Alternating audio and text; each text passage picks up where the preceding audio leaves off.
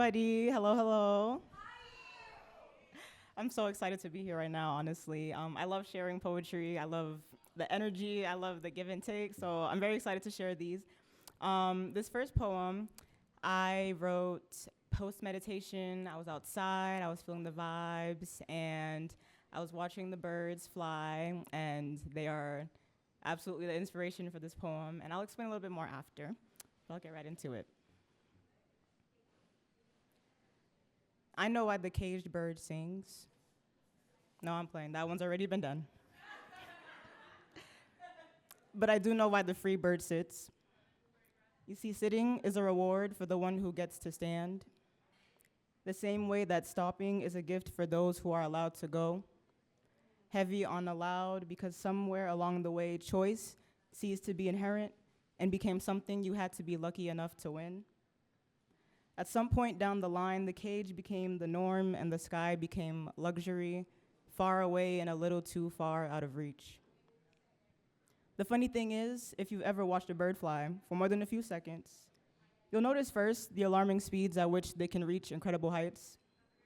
And then you'll see that when they reach their limits, they slow down. They gently graze the sky, circle around for a bit, taking their time if they want to stop and smell the clouds. And then they come back and they sit. Because the freedom to get back up and fly again isn't something that they question. It might be something they never even realized that they had to value. Maybe it's something that they can't believe that other birds don't have, like genuinely they can't believe, or I guess they just refuse to believe. Because maybe all the fresh air up there. How's the weather up there? I wouldn't know. Yeah, I guess you wouldn't from down there. Well, it's nice up here. Yeah, I bet I'd love to go up there. The air up there is different from the air down here, so maybe it's the air up there that blurs their vision. The glare of the sun might be too bright in their eyes. The wind speeds are probably too strong as they fly high in the sky. How could they understand what it's like for every day to be night? Maybe some of them call down upon the birds in the cage and ask them why they stay. Not being able to see the ring of bars that entrap them from all the way up there where they flap their wings at their bird eye view. You see, the free bird sits because sometimes they tire from all the fun, from all those cool shapes that they spend all day making in the sky. They get bored of jumping from place to place, so they sit and they wait until they get tired of sitting and waiting. Then they get back up and take flight again. And the caged bird sings a tune. Sing might even be too strong of a word, honestly. It's more of a desperate effort of lips closing together to vibrate a hum. One of longing and wait. And they stand still because that's all they can do. Hoping that one day they'll get the chance to trade in the fatigue of the cage for the fatigue of freedom. Thank you. Thank you, thank you. Yeah, so this one is on theme with the question, what's important to me, freedom? And I've always valued personal freedom. Like, that's been a big theme of my life, a big part of my journey recently. And I don't know, that's something that I promised to myself to actively fight for more within myself and my life. It's not always easy, but I think it's something that we should always try to go for.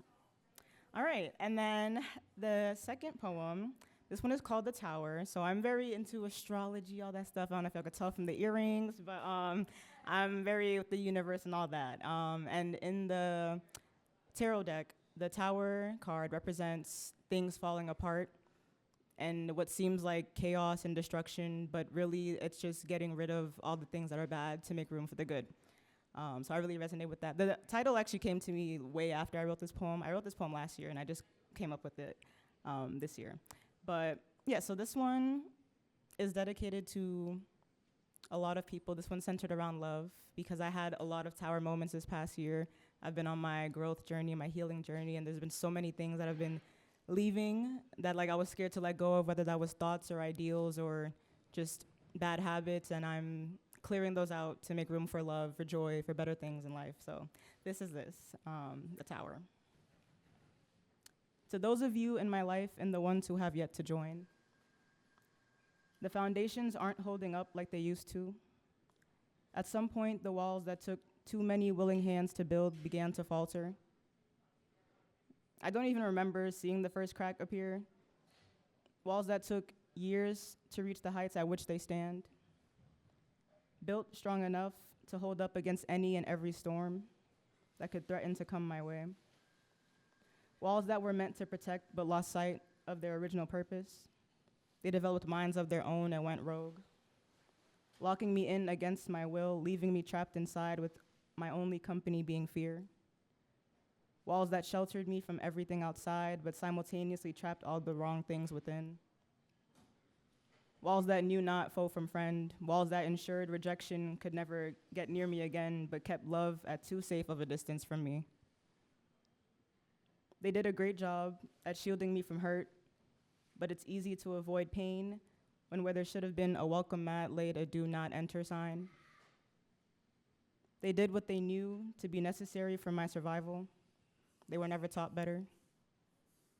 I'm watching the walls crumble before my eyes.